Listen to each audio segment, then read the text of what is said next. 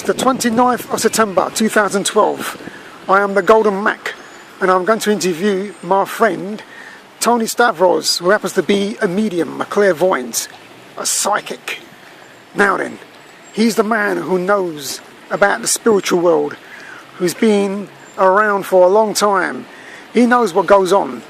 Now, okay, Tony, if you can introduce yourself now. There's no limitations, there's no boundaries. The spirit is all around you. Yeah. We're all energy. Okay. As the Qigong masters used to do Qigong to develop the energy. Right. This is an ancient Chinese art called Qigong. This is one what they use, they call it it's opening the sky eye. Okay. Which they call the third eye. Speak a bit up like. Okay. Just brush against here like that. Bring your hands up. Bring your hands up, yeah. Gathering energy. Okay, gathering energy. All around is energy. Okay. Do you actually think when you walk along the streets of London, do you actually think the people that you see, do you think they are like zombies? A lot of them are mindless because their minds are closed to what's around. Right. If they would only open their minds, they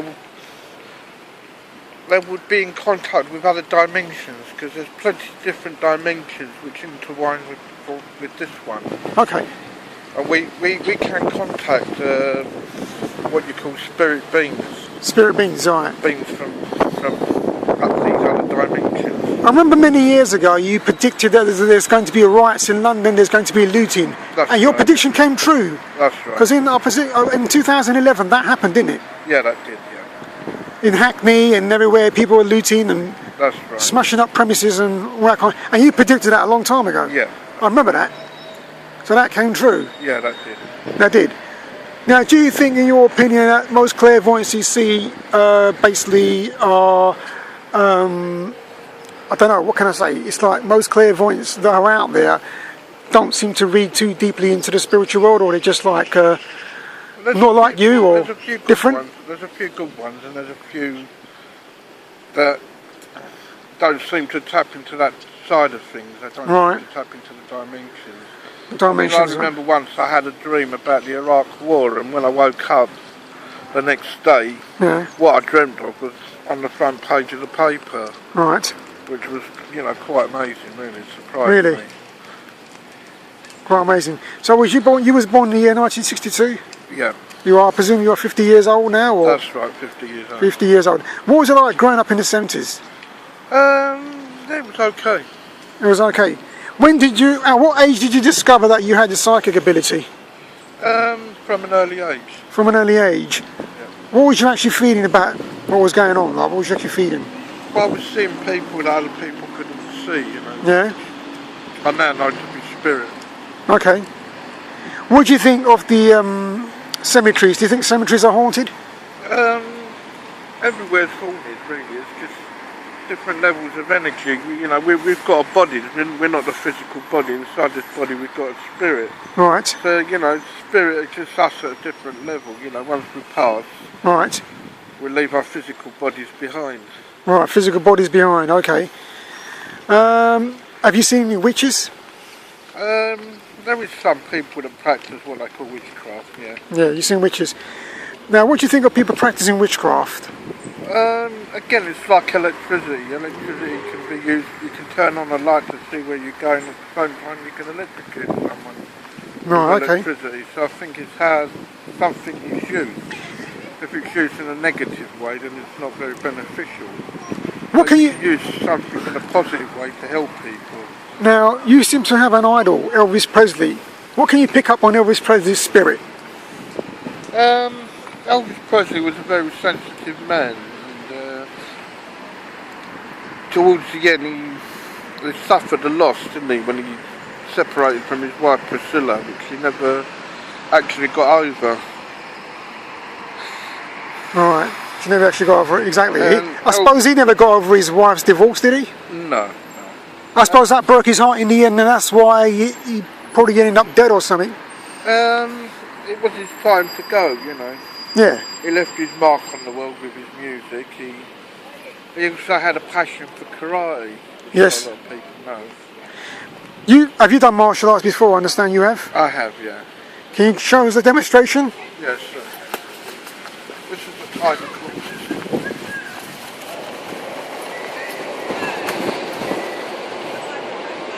Brilliant. Now I want to shoot you from I want to film you from the side. If you can see from the side, if you do it from the side.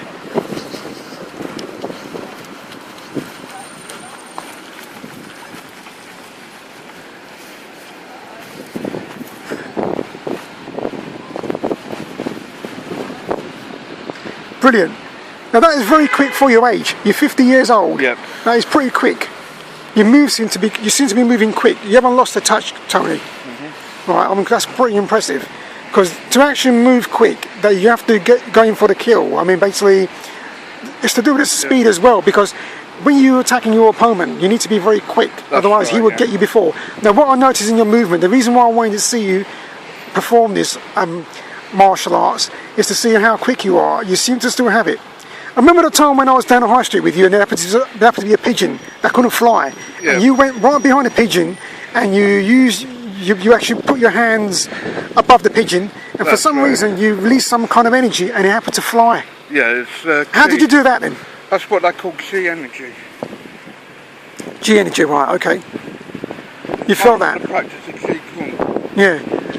And I must say, right, it's very, very loyal of you to actually defend someone because that time down the market there was a lady that was being offended by some person walking past and she was entering a flat and there was this guy who actually entered the flat to attack her and you actually grabbed him from the elbows and you withdrawed him from attacking her. That's right. And you actually intervened even though he was a total stranger. You didn't have to do that, but I must say I've got to hand it over to you.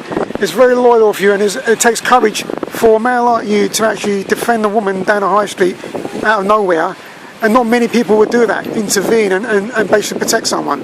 How do you feel about that? Yeah, I just did what needed to be done at the time to protect exactly. And to ensure that she was safe. Yeah, exactly. And I actually did felt that you are quite a strong person though. You know, because that guy was pretty tough as well, and you actually you overpowered him with your strength, whereas you grabbed him from the elbows and dragged him away. But then in the end, you showed some comfort to this lady who was distressed out, and basically she had some reassurance that that it would be okay for her in the end. I remember when I met you many years ago in Chingford Estate. You used to have a friend called Alan Miles. Do you want to say anything about Alan Miles? Yeah. What do you think of Alan Miles? He was a medium as well, wasn't he? He was, yeah. Yeah. I think he got married and moved on. Married and moved on? Yeah. I think he was actually jealous of your powers. Possibly. I sensed that as well. I think he had some...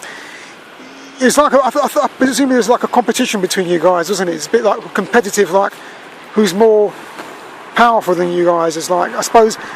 You lose out on friends as well, then you know who your friends are. Yeah, that's right. And what I notice, like, have you noticed around you, right, some people that you meet in life, they seem genuine, but your instincts tell you that sometimes something is not right about them.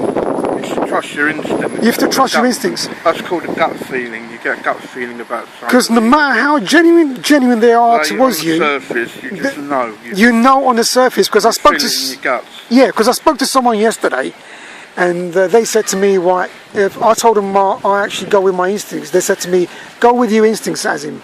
Go with your instincts, and your instincts are true. It's your true self telling you that that person's not genuine.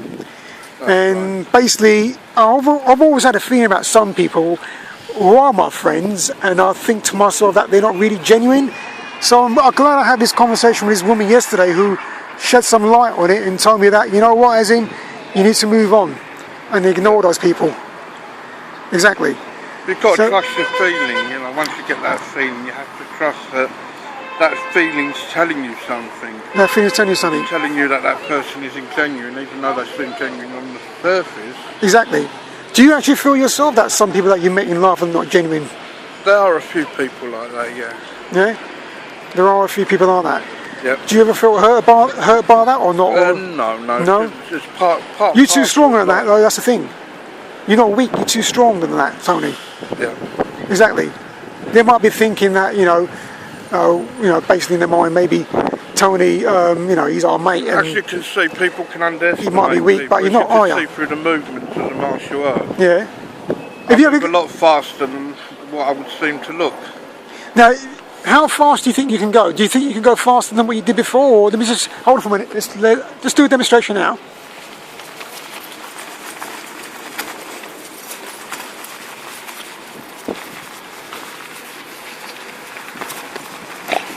That's pretty good. You can't go any faster than that. That is very good. That's like electric. I remember one time we was across the road and there was a truck coming down, and for some reason that truck went right through you. Do you remember that? Yeah, yeah. I couldn't believe it. You went across the road and that truck went right through you and you didn't even get run over. You were still standing there. How did you do that then? Mind over matter. Mind over matter. That was amazing, that was, I must say. Now I'm going to conclude this interview. Thanks for your insight to the psychic world. I very much appreciate this, and I will see you another time. Thank you very much, Tony.